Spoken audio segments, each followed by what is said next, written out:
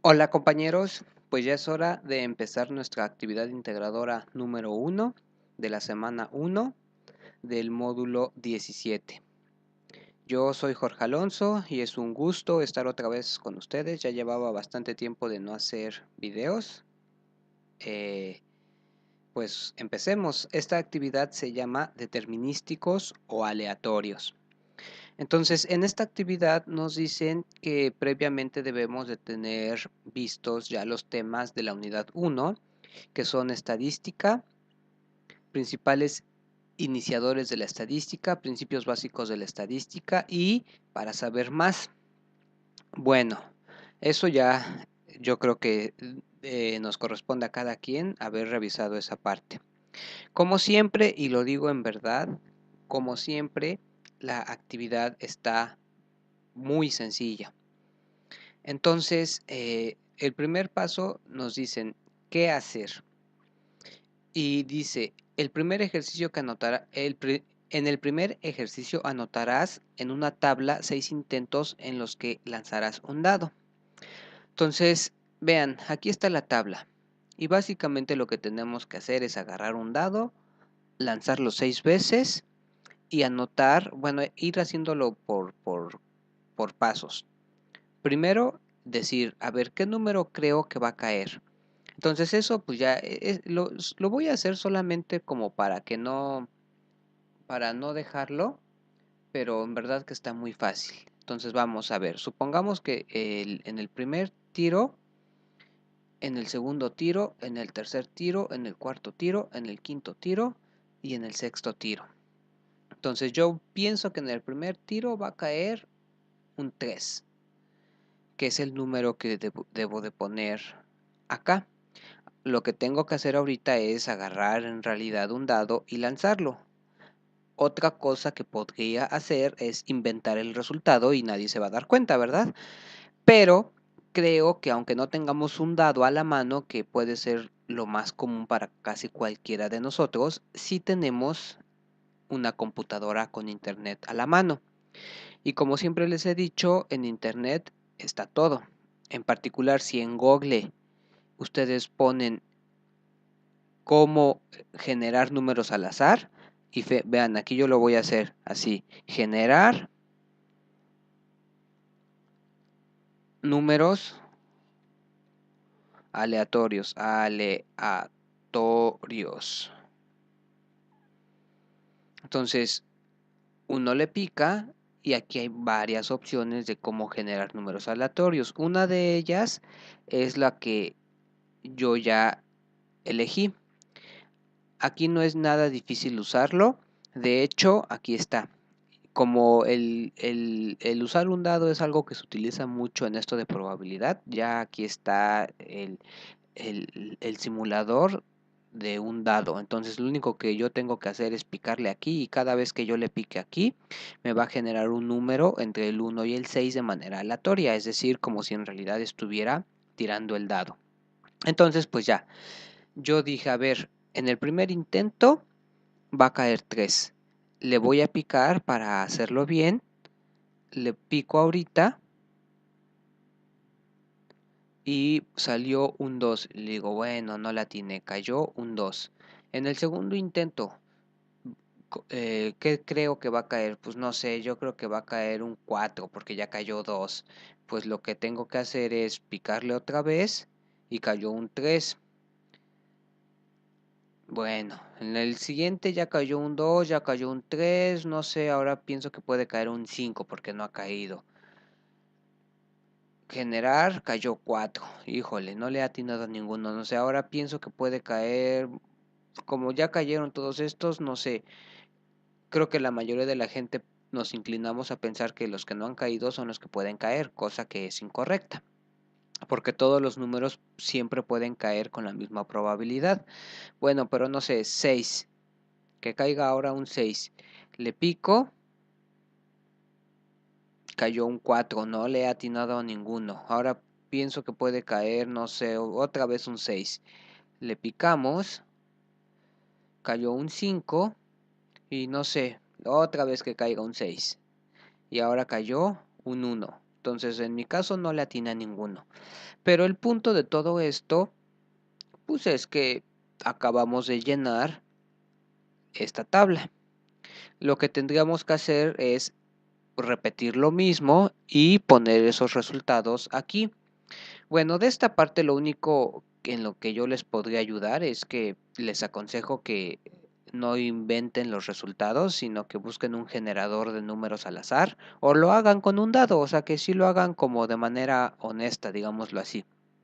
Ahora, la otra parte de la actividad consiste en responder las siguientes preguntas. Para eso, como bien decía, al inicio de la actividad debemos de haber revisado los temas y en particular debemos de saber qué significa que un evento sea aleatorio o que sea determinístico. Para eso a mí me gusta más bien tomar los documentos en extenso, porque en los documentos en extenso están todo el material junto, como un PDF. Entonces, en el tercer tema de la unidad 1, precisamente viene el tema de tipos de eventos determinísticos o aleatorios, y pues ya es cosa de que nosotros nos pongamos a leer aquí un poquito y ya podemos contestar. Pero básicamente, un evento determinístico es aquel evento que, como su nombre lo indica, está determinado. Y quiero que aquí sí pongamos atención. El que esté determinado significa que si yo conozco cómo funciona ese evento, puedo saber qué resultado va a tener el evento. Muchas veces una persona o alguna persona podría creer que un evento no es determinístico, pero más bien lo que pasa es que esa persona no sabe cómo funciona ese evento o ese fenómeno.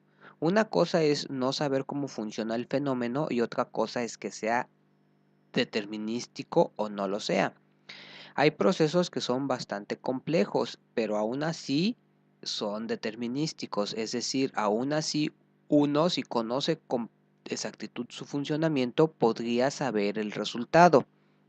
Y por el contrario, hay otros fenómenos que no es que sean difíciles, esos sí son inciertos, esos nadie puede saber o llegar a conocer el resultado. Por ejemplo, ¿cuál va a ser el siguiente número ganador de la lotería?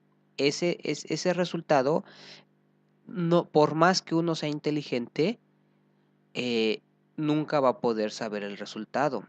Ese fenómeno, el del número ganador de la lotería, sí es un fenómeno aleatorio. Aleatorio significa del azar, que no se puede conocer el resultado.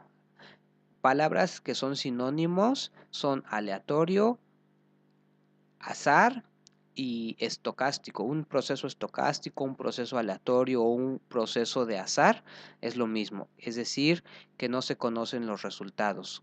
Los ejemplos clásicos de experimentos de azar o aleatorio son tirar una moneda, arrojar un dado, conocer el número ganador de la lotería y todo ese tipo de cosas.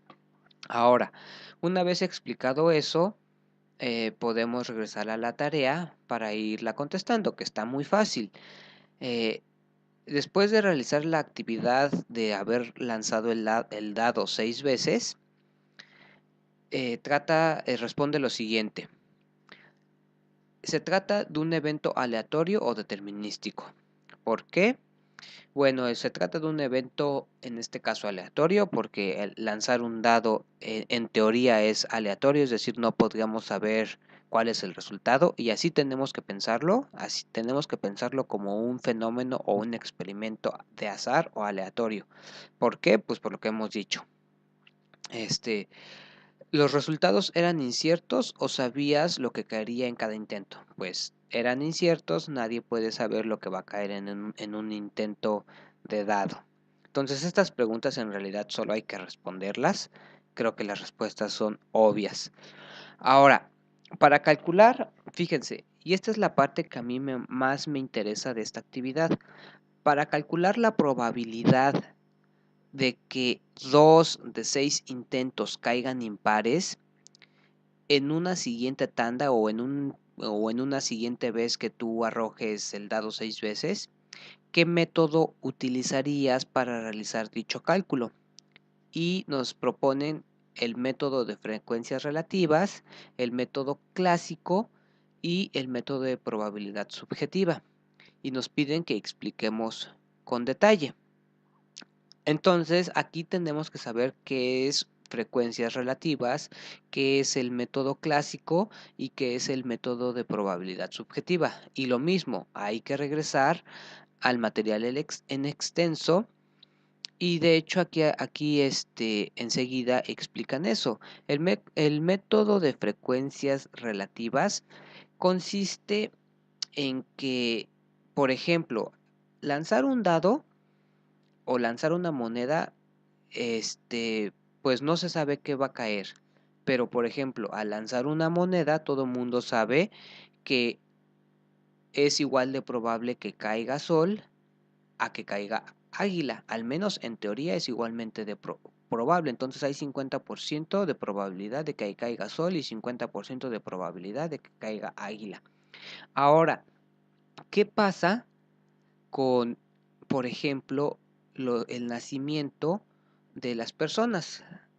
Es igualmente probable que nazca, que cuando nace un niño, sea hombre o sea niña, o sea, sea niño o sea niña, pues algunos dirían que sí, pero otros dirían que no. Y si nos vamos a las estadísticas, ahorita en realidad no recuerdo muy bien, pero lo que quiero es que se entienda la idea.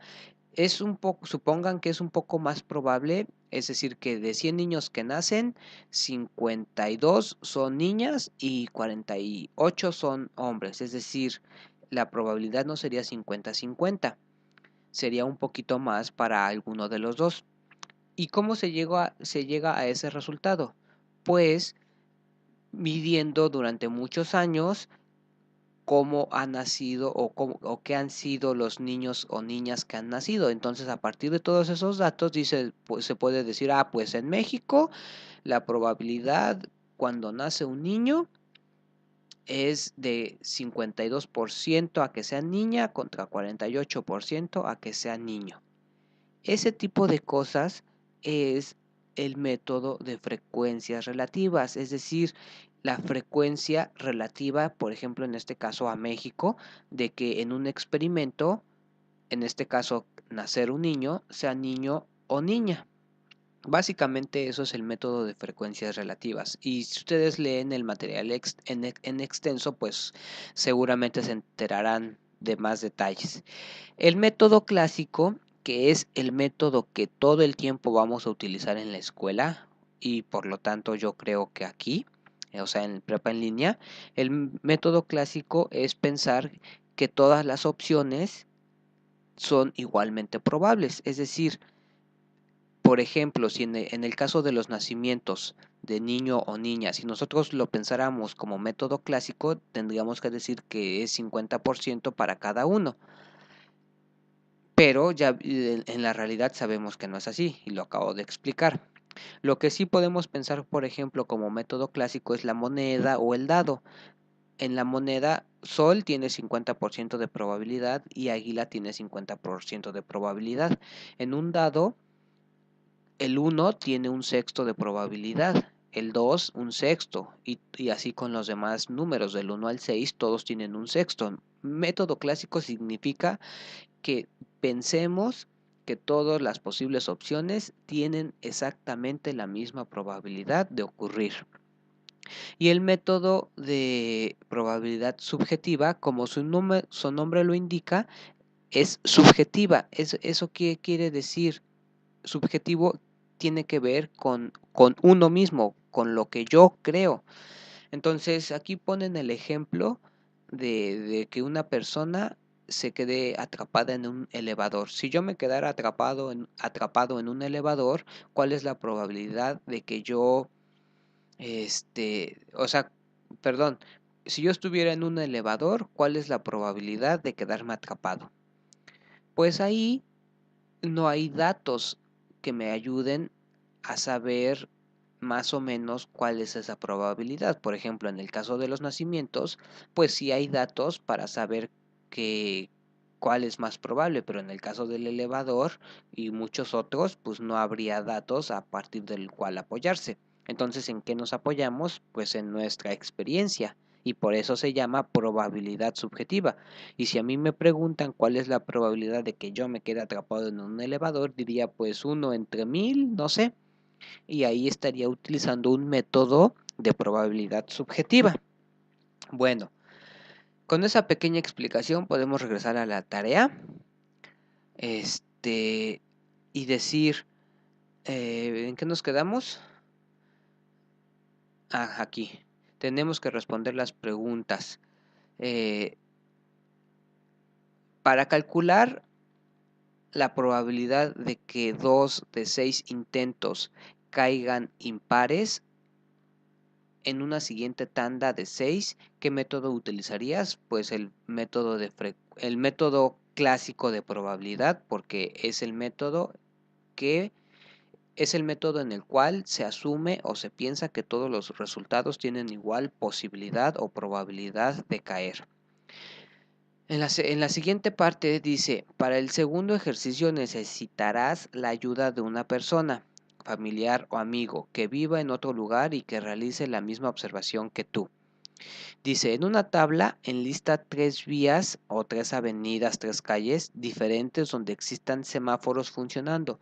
Observa y anota qué color se prende después del rojo. Incluir en la misma hoja los resultados que obtuvo la otra persona que te ayudó. Entonces yo tengo que, esto en verdad yo no espero que nadie lo haga, no tiene sentido salir a hacerlo a la calle, si alguien lo quiere hacer pues hágalo, en verdad yo pienso que no tiene sentido y eso no quiere decir que sea flojo o algo así. Entonces solo supongamos, porque las respuestas son muy obvias. Si yo me pongo debajo de un semáforo, cuando se pone el color rojo el alto, ¿qué color va a salir después? Pues el verde, el siga. Y eso es aquí y en China, ¿no? ¿Y por qué? Pues porque el semáforo está programado así.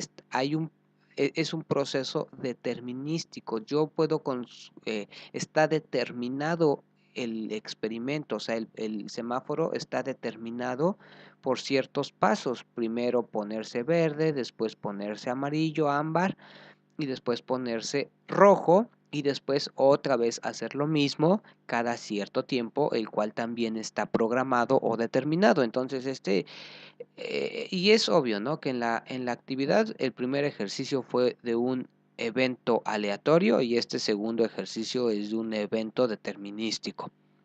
Entonces, se trata de nuevo, te preguntan, ¿se trata de nuevo de un evento aleatorio o determinístico? Pues es determinístico y justo acabo de explicar el por qué. ¿Los resultados eran inciertos o sabías el color al que cambiaría el semáforo después del rojo? Pues después del rojo cambia a verde. ¿Por qué? Porque así está programado, porque después de que los autos estén detenidos tienen que avanzar. Entonces estos ejercicios sinceramente no les encuentro mucho el chiste. Creo que hay otra forma de entender lo que es aleatorio y lo que es determinístico más interesante que estos ejercicios, pero bueno.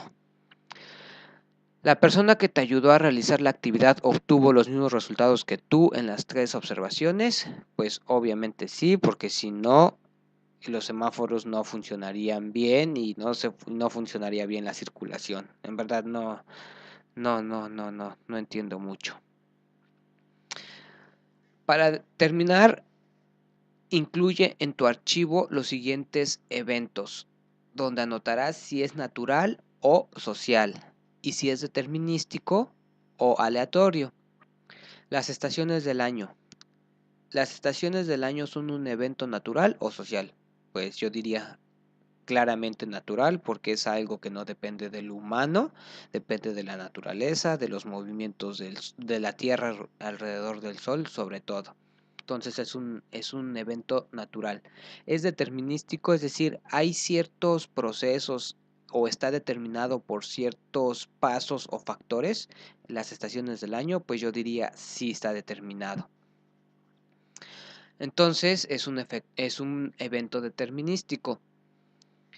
El salario mínimo de un trabajador en tu estado es un proceso social, porque el salario mínimo lo fijan personas, humanos, y es determinístico porque hay ciertas reglas, está determinado por ciertos aspectos que me llevan a poder establecer cuánto va a ser el salario mínimo en un año específico.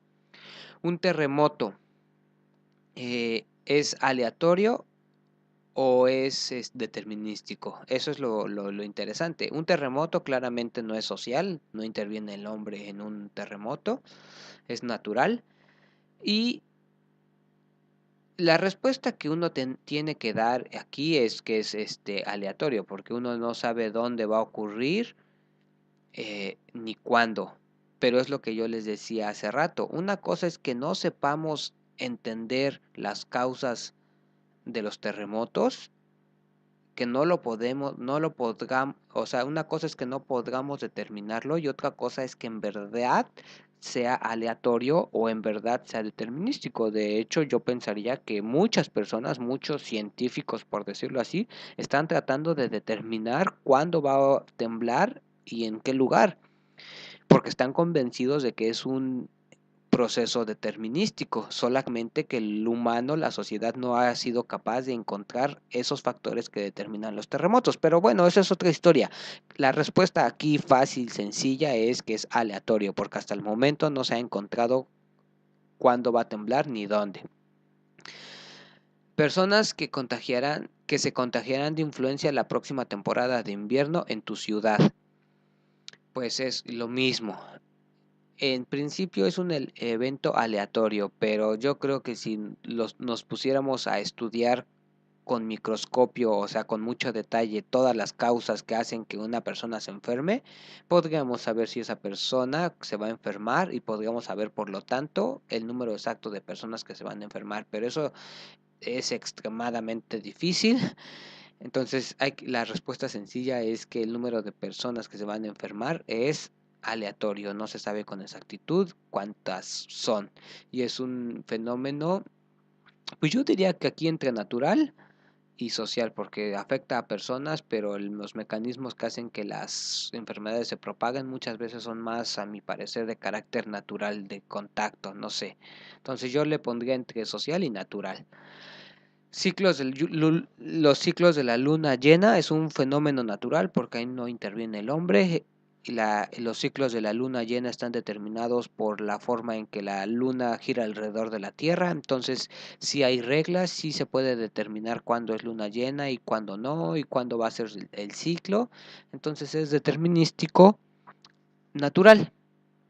Y lo mismo, ciudadanos que votarán por el partido en el gobierno en las próximas elecciones.